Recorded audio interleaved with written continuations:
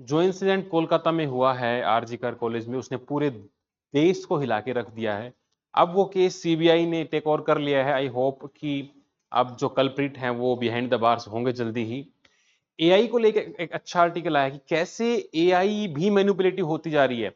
AI से जो solution निकल रहे थे, जो रिजल्ट आ रहे थे, वो भी जेंडर बायस थे। कैन यू इमेजिन कि एआई को जो फीड मिल रहा है, अब ये सीधी सी बात है, उसको जो हम फीड देंगे, जैसा टेक्स्ट देंगे लर्निंग में, वो वैसा ही होता जाएगा। तो वो भी जेंडर बायस्ड या रेशियल टाइप के रिजल्ट दे रहा था, उसके ऊपर भी रेगुलेशंस लगा दी गई हैं। G7 कंट्रीज के बारे में आज हम जानेंगे।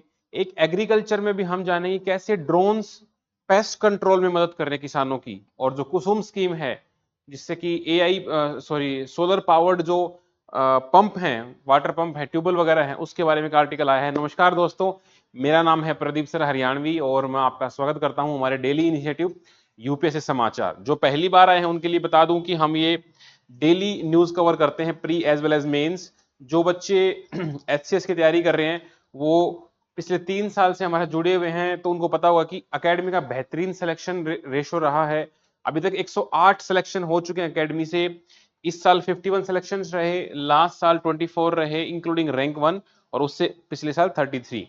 जो बच्चे 2025 को टारगेट कर रहे हैं, 22 अगस्त से नया बैच चालू होने वाला है। Abhimanyu as well as Arjun. Arjun batch सिर्फ प्रीलिम्स के लिए है, और जो अभिमन्यु है वो प्री मेंस इंटरव्यू के लिए। आज इसमें आपको टोटली गाइडेंस दी जाएगी, मेंटरशिप, एनसीईआरटीज, फिजिकल बुक भी आपके पास पहुंचाई जाएंगी। इसमें आपको 20,000 से ज्यादा क्वेश्चन बैंक भी मिलेगा, और मेंस की तैयारी भी बहुत अच्छे लेवल से कराई जाएगी। आप ज्वाइन कर सकते हो, इंक्वायरी कर सकते हो। ठीक है, न्यूज देख लेते हैं। पॉलिटी में आया है कि अभी प्राइम मिनिस्टर ने स्पीच दी है कि हमें यूनिफॉर्म सिविल कोड की जगह एक सेक्युलर सिविल कोड लाना चाहिए। लैंग्वेज चेंज कर दी गई है ताकि कम्युनल ना लगे। डिजिटल प्लेटफॉर्म से वहां पर ड्रोन की मदद से हम कह रहे हैं कि भाई सोलर पावर स्कीम जो है कुसुम स्कीम, उसमें भी हेल्प करेंगे। इंडियन एस्ट्रोनॉमर्स ने एक नया तरीका निकाला है जिससे हम सोलर साइकिल को अच्छे से स्टडी कर सकते हैं। सोलर साइकिल हर 11 साल में चेंज होती है, तो उसका क्या इंपैक्ट होता है अर्थ के ऊपर। सेंटर ने लॉन्च किया AI based surveillance system to manage pest. इसमें क्या होगा कि किसान अपनी फोटो खींच के भेज सकता है कि ऐसा ऐसा मेरे पेस्ट का अटैक हुआ है, और साइंटिस्ट उसको एनालाइज करके आपको बता सकते हैं इतनी मात्रा में आपको पेस्ट यूज करना चाहिए। टेंटलम करके एक क्रिटिकल मिनरल है, या हम जानेंगे इसके बारे में। ये हीट रेजिस्टेंट माना जाता है अच्छी खासी। And obstinate refusal to focus on the welfare. तो ये एआई के बारे में है कि एआई वेलफेयर है या प्रॉफिट मोटिव है, उसके बारे में ये है। ठीक है, आज हम G7 के बारे में देखेंगे। G7 कौन कौन सी कंट्रीज हैं, क्या इनका मोटो होता है। पहला आर्टिकल देखते हैं। प्राइम मिनिस्टर ने इंडिपेंडेंस डे पर स्पीच दिया है कि भाई हम अब सेक्युलर सिविल कोड लेके आएंगे। वैसे तो यूनिफॉर्म सिविल कोड की डिमांड लंबे समय चल रही है कि जो भी पर्सनल लॉज हैं उनको रिप्लेस करके एक कॉमन हो। जैसे हिंदूज में एक शादी कर सकता है एक आदमी एक बारी में, डाइवोर्स देके, या मरने के बाद दूसरी कर सकता है। लेकिन मुस्लिम्स में एक आदमी एक साथ 4 शादियां भी कर सकता है, या इनहेरिटेंस को लेके या प्रॉपर्टी को लेके अलग अलग रूल्स हैं सिविल मैटर्स में। तो उसको रिप्लेस करने के लिए एक एक्ट हम लाने वाले हैं। ऐसा uniform civil code already Goa में एग्जिस्ट कर रहा है और उत्तराखंड में प्रपोज्ड है। तो हम इसको लंबे समय से लाना चाहते हैं, लेकिन वो क्या होता है कि जो आर्टिकल 25 है, right to freedom of religion, उसका कर्व इसके ऊपर देखा जा रहा था कि भाई रिलीजन हम प्रैक्टिस नहीं कर पाएंगे। तो एक तरह से इसमें कोई बाधा बनी हुई थी, तो वो दिमाग में जो कैनोटेशन था कि हम रिलीजन पर अटैक कर रहे हैं, तो मोदी जी ने क्या किया कि नाम ही चेंज कर दिया, इसको सेकुलर सिविल कोड कर दिया। अब सेकुलर से किसको दिक्कत होगी? जिसको दिक्कत होगी वो पब्लिक में अपने आप को जस्टिफाई करेगा, भाई सेकुलर तो सबको चाहिए। हमारे प्रेमबल के अंदर लिखा हुआ है सेकुलरिज्म, तो हमारे डीपीएसपीज हैं आर्टिकल 44, वहां भी लिखा हुआ है कि यूनिफॉर्म सिविल कोड लाना है। तो इस अच्छा आर्टिकल है, आप पूरा पढ़ सकते हो। प्राइम मिनिस्टर ने बताया है कि भाई हम किसी प्रकार का भेदभाव ना हो। अब इन दोनों में डिफरेंस बता रहा है आर्टिकल की। यूनिफॉर्म सिविल कोड क्या करता है कि सारे धर्मों के जो एक्ट हैं सिविल, उनको हटा देगा, एक कॉमन ले आएगा। लेकिन सेकुलर सिविल कोड क्या करेगा? उन चीजों को बैलेंस करने की कोशिश करेगा।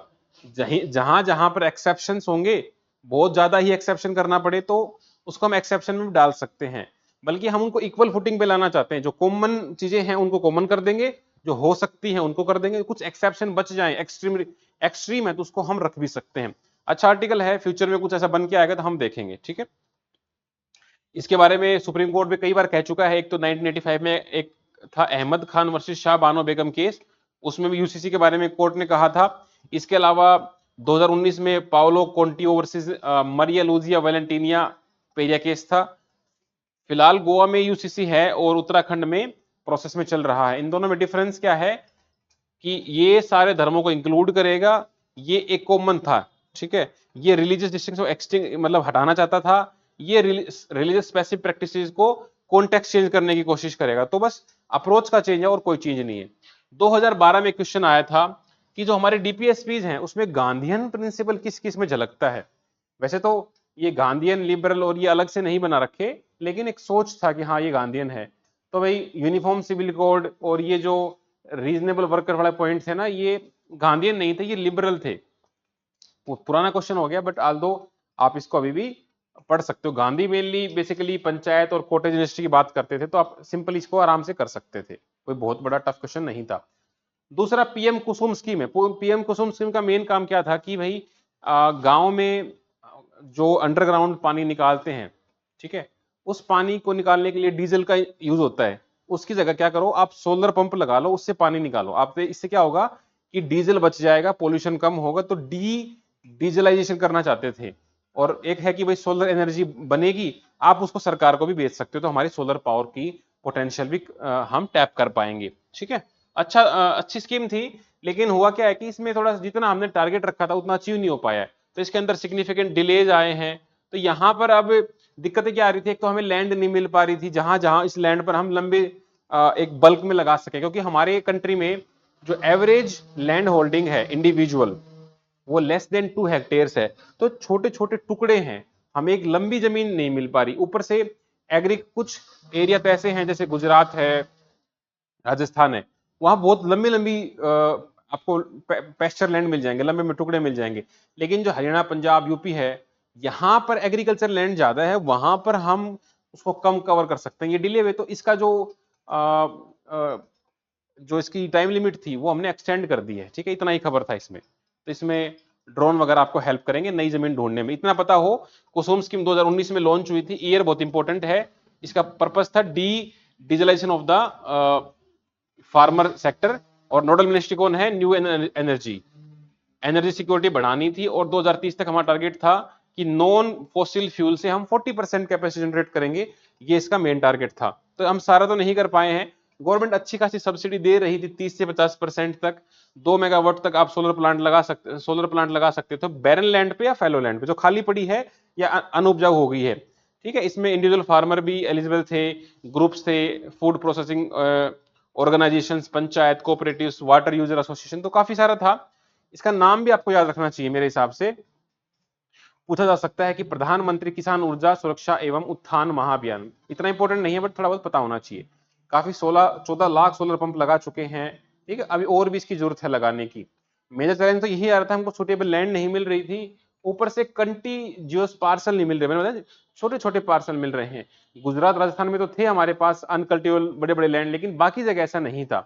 तो इनोवेटिव अप्रोच क्या है, global energy alliance for people and planet. ये कोलैबोरेटिंग एफर्ट है राजस्थान गवर्नमेंट का, ताकि हम डिजिटल प्लेटफॉर्म बनाएं और उसको हम कुछ रियल टाइम ट्रैकिंग करके इसको बेहतर बना पाए। अच्छी स्कीम थी, अब इसको एक्सटेंड कर दिया गया है। 2015 में क्वेश्चन आया था, Indian renewable energy development agency limited, IRDA. इसके बारे में दो स्टेटमेंट थी। एक तो ये पब्लिक लिमिटेड कंपनी है, बिल्कुल है भाई। दूसरा ये एनबीएफसी है, तो ये भी सही था।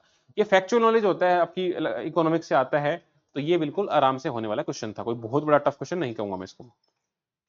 हमारा जो एस्ट्रोनॉमर्स है, इंडियन इंस्टीट्यूट ऑफ एस्ट्रोफिजिक्स, इन्होंने करीबन 100 साल का डेटा एनालाइज किया है, और इन्होंने कुछ रिकॉर्ड ब्रेकिंग ऑब्जर्वेशन निकाली है कि जो सोलर साइकिल है, हर 11 साल में सोलर साइकिल कंप्लीट होती है। और जो सन की जो सरफेस है उसके ऊपर कुछ सोलर फ्लेयर या सोलर स्टॉर्म जैसी चीजें निकलती हैं, जो अपनी अर्थ के आसपास जो मैग्नेटिक फील्ड है उसके साथ इंटरेक्ट करती हैं, और कुछ परसेंट वो ज्यादा आ जाती है, तो हमारा टेम्परेचर, हमारे जो स्पेस ट्रेवल है, जो हमारा कम्युनिकेशन सैटेलाइट्स हैं, उनको इम्पेक्ट करता है। अगर हम उसको बेहतर स्टडी कर लेते हैं तो हमारे कम्युनिकेशन उनमें हम कुछ चेंजेस ला सकते हैं। इतना ही आर्टिकल, अब एग्जाम पर्पज से कुछ ज्यादा इसमें नहीं है, बस एक स्टडी है, ठीक है। पढ़ना चाहो तो पढ़ सकते हो सोलर साइकिल के बारे में, इतना इंपॉर्टेंट नहीं है।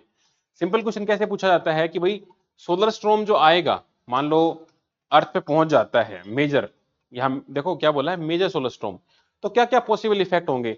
जनरली तो देखो इतना बड़ा इवेंट है तो सारी चीज पॉसिबल हो सकती हैं, लेकिन इसमें फिर भी कोई एक्सट्रीम लगता है साथ में से।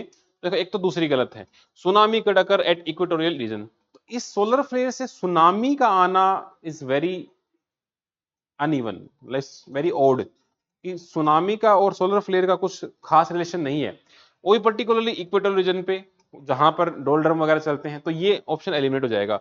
आप जैसे दो एलिमिनेट करोगे, तीन उत्तर हट जाएंगे। तो यही से ये आपसे बस यही जानना चाह रहा था कि आप कितना कॉमन सेंस लगाते हो। बाकी चीज ऐसा है कि हाँ हो सकती है, पावर ग्रिड डैमेज हो जाएंगे, अरोरा बनेंगे, जीपीएस नेविगेशन हो जाएगा, लेकिन सुनामी का आना वो भी इक्वेटोरियल रीजन पे इज लीस्ट पॉसिबल, उस हिसाब से ही हो सकता है। होने को सात तो भी हो सकते थे, लेकिन यूपीएससी ने इसी को मानना है। ठीक है, बिकॉज यू नेवर नो कि वो मेजर अभी तक आया नहीं है, आएगा तो क्या पता सुनामी भी ले आए, पॉसिबल तो हो ही सकता है, लेकिन कुछ चीजों में यूपीएससी का आंसर ही फाइनल हमको मानना पड़ता है। ठीक है, अगला है, यूनियन गवर्नमेंट ने एक चीज बहुत बेहतरीन चीज लॉन्च करी है, national paste surveillance system NPSS। AI powered होगा। इससे क्या होगा कि जो फार्मर्स हैं उनको कनेक्ट करेंगे साइंटिस्ट के साथ।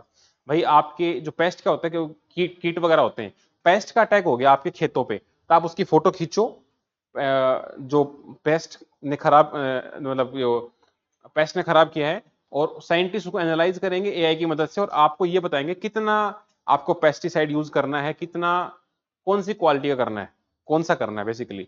उससे क्या होगी, एक तो पेस्ट का जो पेस्टिसाइड का जो मतलब नॉन जुडिशियल यूज हो रहा है, ऐसे ही ओवरडोज हो रहा है, वो खत्म हो जाएगा, और उससे सोयल की हेल्थ भी मेंटेन रहेगी, और वो इकोनॉमिकल भी रहेगा। जब हमको पता नहीं रहता है, जैसे डॉक्टर हमको बताते हैं ना, हमारा हाथ देख के, हमारा चेहरा देख के, जीभ दिखाओ, आंख दिखाओ, फिर वो गोली देता है 250 mg 300 mg।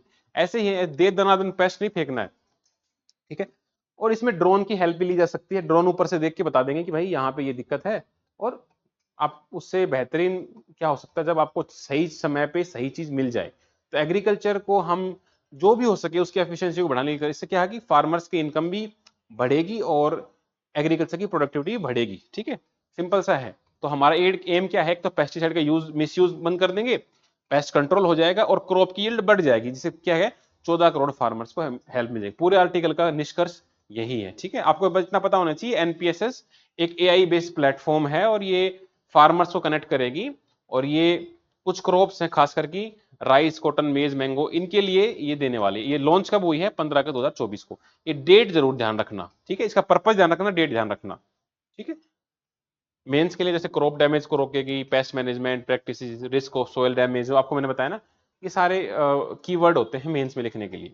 अगला आर्टिकल हमारा है, 24 मिनरल्स को सेंट्रल गवर्नमेंट ने क्या घोषित कर दिया है, क्रिटिकल एंड स्ट्रेटेजिक मिनरल्स। ये एक्ट बना रखा है एमएमडीआर, उसके तहत घोषित कर दिया 24 मिनरल्स को। इसमें एक नया आया है, टेंटलम। टेंटलम एक रेयर मेटल है जो जनरली अपनी प्योर फॉर्म में नहीं मिलता है, एक ओवर फॉर्म में मिलता है किसी के साथ, कोलम्बाइट टेंटलाइट, या इसको कोल्टन भी बोल देते हैं। मेजरली ये डीआरसी कोंगो में, रवांडा, ब्राजील, नाइजीरिया इस तरह मिलता है। ये एक बहुत ही इंपॉर्टेंट मिनरल है। ये मतलब हाई मेल्टिंग पॉइंट है, तो इसको हम एयरप्लेन में यूज कर सकते हैं, फायर वाले में कर सकते हैं, न्यूक्लियर पावर प्लांट बनाना हो, या और कोई कोई भी किसी भी तरह का पावर प्लांट है जहां हीट ज्यादा हो, ठीक है, या ऐसी कोई चीज हो जो हीट वाले में काम करती हो, या इसका मेल्टिंग पॉइंट हाई है। ये एज ए रिप्लेसमेंट भी है टाइटेनियम का। टाइटेनियम महंगा बहुत आता है, काम वही करेगा। उल्टा दूसरा इसकी एक खास बात और भी है कि ये हमारी ह्यूमन बॉडी को रिएक्ट नहीं करता है, तो हम इसको हमारे बॉडी के अंदर भी डाल सकते हैं। कोई जॉइंट बनाना है, कोई स्टंट वगैरह बनाना है, तो वहां भी ये काम आ सकता है। ठीक है, बहुत अच्छा है। इसके लोकेशन ध्यान रखना कहाँ कहाँ मिलता है। रूम टेम्परेचर पे सॉलिड होता है, और ये सिल्वर कलर का थोड़ा सा मेटल टाइप का होता है। ठीक है, कोरोजन भी नहीं लगता है इसको, resistance to heat and wear, ductile होता है, एक्सट्रीम हाई मेल्टिंग पॉइंट है, मतलब टंगस्टन और रेडियम के बराबर का रखता है। इलेक्ट्रॉनिक सेक्टर में काफी यूज होता है, पोर्टेबल डिवाइस बना लो, हाई मेल्टिंग पॉइंट्स हैं, गन्स वगैरह, जो भी मिसाइल। ठीक है, तो इस तरह के जो मेटल मिनरल्स आते हैं ना, उनकी एक दो चीज पता होनी चाहिए किस तरह का है। बस देखो 2012 में क्वेश्चन आया था रेयर अर्थ मेटल्स के बारे में, कि भाई कितनी स्टेटमेंट सही है। तो इसमें दूसरी गलत थी, इसने ये कहा कि चाइना, ऑस्ट्रेलिया, कनाडा और चिली, इसके अलावा these are not found in any country. तो भाई दो गलत है, क्योंकि एक तो आपने बोल दिया rare, rare earth minerals, metals. अब आपने एक मेटल भी नहीं बोला, they are many rare earth metals, और आपने कह दिया कि इसके अलावा दुनिया में कहीं नहीं मिलेगा। दुनिया में 193 कंट्रीज हैं, कहीं पर भी अगर छोटा सा भी हिस्सा मिल गया तो वो स्टेटमेंट फॉलो हो जाएगा। एक्सट्रीम स्टेटमेंट्स को पहचानो और निकाल दो। इसके बाद वन अपने आप सही हो जाएगा, आपको तीसरा पढ़ना है। Rare earth metals are essential for the manufacture of the various kinds of electronic items and there is a growing demand. बहुत ही जनरल स्टेटमेंट है कि yes they are essential. Rare है तो इसका यूज भी बहुत ज्यादा ही है, और ये न्यूज में भी था बिकॉज चाइना के पास मेजर इसका चंक है, इंडिया वहीं से इंपोर्ट करता है, तो ये न्यूज में भी था, आज भी न्यूज में है ये, मतलब प्रेजेंट टाइम में भी। ठीक है, अगला आर्टिकल हमारा आर्टिफिशियल इंटेलिजेंस के ऊपर है। इस आर्टिकल को मतलब बहुत ज्यादा बढ़ा चढ़ा के लिख रखा है, मैं आपको करक्ट बता देता हूँ। ये कहना चाह रहा है कि जो आर्टिफिशियल इंटेलिजेंस है, ठीक है, विच मिमिक्स द नेचुरल इंटेलिजेंस, इसमें इसका जो मोटो है कंपनीज का वो वेलफेयर से हट के प्रॉफिट के ऊपर जा रहा है। और इसमें एक दिक्कत ये भी आ रही है कि हम पहले गूगल पे सर्च करते थे, अब एआई से पूछते हैं, चैट जीपीटी है या अदर जो सॉफ्टवेयर हैं, इसके अंदर रिसेंट में हुआ क्या है कि जेंडर बाइस्ड रिजल्ट दिखा रहा है, रेशियल इंपैक्ट दिख रहा है, बिकॉज उसको जो फीड दी जा रही है वो फीड ही कहीं ना कहीं रेशियल है या जेंडर बाइस्ड है। तो यूरोप में इसके ऊपर बैन लगा दिया गया था, मतलब रेगुलेट कर लिया गया था, कुछ टाइम के लिए रोक दिया गया था ऑपरेशन, क्योंकि एआई कहां से सीखता है, लोगों से ही सीखता है। तो यूरोप में क्या कर रहा था, लोगों का इंस्टाग्राम और फेसबुक से डेटा उठा उठा के इसको दिया जा रहा था, बिकॉज आपको पूरा वर्ल्ड का डेटा अगर चाहिए तो उसमें रेंडमली पिक करता है कहीं कहीं से। अब मान लो मैं एक 20 साल से लिख रहा हूं आर्टिकल्स, मेरी एक पर्टिकुलर सोच है, इसने मेरा डेटा उठा लिया, तो मेरी सोच को ये अपनी सोच बना लेगा, बिकॉज ये तो कंप्यूटर है, जैसा इसको दोगे ये वैसा बनता जाएगा। इसको नहीं पता है कि सही गलत क्या होता है, बिकॉज सही गलत तो एक ओपिनियन होता है जो हमने दुनिया में बना रखा है, इसको जैसा हमने फीड दिया वैसा ही ये जनरेट करेगा, और अब हर चीज एआई से हो रही है। ठीक है, तो अगर मान लो ये फाइल है, मैंने इस एआई को दे दी, पिछले 1 साल की मैंने फाइल इकट्ठा करके दे दी, ये लो भाई 365 फाइल्स कंबाइन करके, और इसमें से 100 क्वेश्चन बना दो बढ़िया बढ़िया से, तो इसको पढ़ेगा और जो डेटा यहां दे रखा है उसके आधार पर ये क्वेश्चन आंसर बना देगा। अब वो हो सकता है वो आर्टिकल गलत हो, सही हो, इंफॉर्मेशन गलत हो, लेकिन इसके हिसाब से वो सही बना देगा, फैक्चुअली करेक्ट। तो हमें एआई को थोड़ा सा मतलब रेगुलेट करना चाहिए, बैन तो नहीं करना चाहिए। ये आर्टिकल उसी के ऊपर था। ठीक है, इतना ही आपको समझना होगा। चलो भाई, आज का जो हमारा G7 है वो देखते हैं। G7 7 कंट्रीज का ग्रुप है। एक तो इंटर गवर्नमेंटल है, 1975 में बना था। इसका मेन काम मैं बता देता हूँ क्या है। मेन कोई भी ग्रुप हो उसका मेन काम होता है collaborations, cooperative efforts, energy security, democratic alliance, sustainable development और नॉलेज एक्सचेंज। ठीक है, पीस, कॉन्फ्लिक्ट रेजोल्यूशंस, है ना। कोई भी ग्रुप बनेगा तो यही सब होता है, वो G7 हो, ब्रिक्स हो, यूएन हो, या वो इंडियन ओशन रिम एसोसिएशन हो, सार्क हो, बिम्स्टेक हो, या कोई भी ग्रुप है XYZ इस तरह का ना, तो उन सब का यही मोटो होता है। शंघाई कॉरपोरेशन है, यूरोपियन यूनियन है, अफ्रीकन यूनियन है, तो उन सब का मोटो यही है। ये जो कंट्री G7 का मेंबर्स हैं वो G20 का मेंबर्स भी हैं। कुछ ऐसे स्टेटमेंट मैं बता रहा हूँ जो एक्सट्रीम है, जो पेपर में डायरेक्ट बन के आती है। पेपर में पूछेंगे कि यार G7 सारी कंट्री G20 का मेंबर हैं, तो आप सोचने मजबूर हो जाओगे, यार G20 का मेंबर है नहीं है मुझे क्या पता। इसको याद कर लेना, G20 की मेंबर्स पूछे गए थे 2017-18 में, तो ध्यान रखना। G7 का खुद का एक फॉर्मल सेक्रेटरीट नहीं है, ठीक है, ये बात ध्यान रखना। बड़े भले ही इसमें बड़ी बड़ी कंट्रीज हैं, लेकिन खुद का सेक्रेटरीट नहीं है इनके पास। इसकी जो प्रेसिडेंसी है वो हर साल रोटेट होती है, और अभी 47th मीटिंग हुई थी वो हिरोशिमा जापान में हुई थी। ठीक है, ईयू इसका सोवरेन मेंबर स्टेट नहीं है, बिकॉज ईयू मेंबर तो है जैसे G20 के जैसे, बट उसके अंदर प्रेसिडेंसी नहीं आती है, वो एक अलग से स्टेट है। ठीक है, उसको बोला गया यूनिक सुपर नेशनल ऑर्गेनाइजेशन। ठीक है, ये G7 की कंट्रीज की लिस्ट है, Germany, Canada, France, US, UK, Italy, Japan. ये आपको ध्यान रखनी पड़ेगी। ठीक है, कोई ट्रिक वगैरह आपने बना रखी हो तो कमेंट कर देना, बाकियों के हेल्प मिल जाएगा। ठीक है, यही सब इनका मेन काम है। ये एक अच्छा चार्ट बना रखा है, ये आप ध्यान रखना। ठीक है, पहले रशिया भी हुआ करता था G8 में, बट उसको बाहर निकाल दिया। G20 ये सारी कंट्रीज हैं। चलो भाई, ये सब पता होना चाहिए आपको। आज के हमारे जो क्वेश्चन हैं ये रहे आपके स्क्रीन पे। G7 की जो मेंबर कंट्रीज हैं उनका नाम आपको बताना है, ये याद होने ही चाहिए साथ के साथ एग्जैक्टली। हमारे संविधान का कौन सा आर्टिकल है जो यूनिफॉर्म सिविल कोड के बारे में बात करता है? इट्स ए DPSP, मैंने हिंट दे दिया आपको। कुसुम स्कीम कौन से साल में लॉन्च करी गई थी? बहुत इंपॉर्टेंट ईयर है, ठीक है। आर्टिफिशियल इंटेलिजेंस वीडियो और इमेज बना सकता है अगर आप उसको टेक्स्ट प्रोवाइड करा दो। ये स्टेटमेंट ट्रू है, फॉल्स है? करंट में हमारा सीबीआई का चेयरपर्सन कौन है, ये आपको बताना है। गूगल कर लेना, कोई दिक्कत नहीं है। तो बहुत सारे बच्चे इसको अच्छा प्यार दे रहे हैं। आई होप आपको वीडियो देख के मजा आया होगा। अच्छा लगे तो लाइक कर देना, अच्छा ना लगे तो डिसलाइक कर देना, कमेंट में बताना कि क्या इंप्रूव हो सकता है। Will try to improve. Thank you.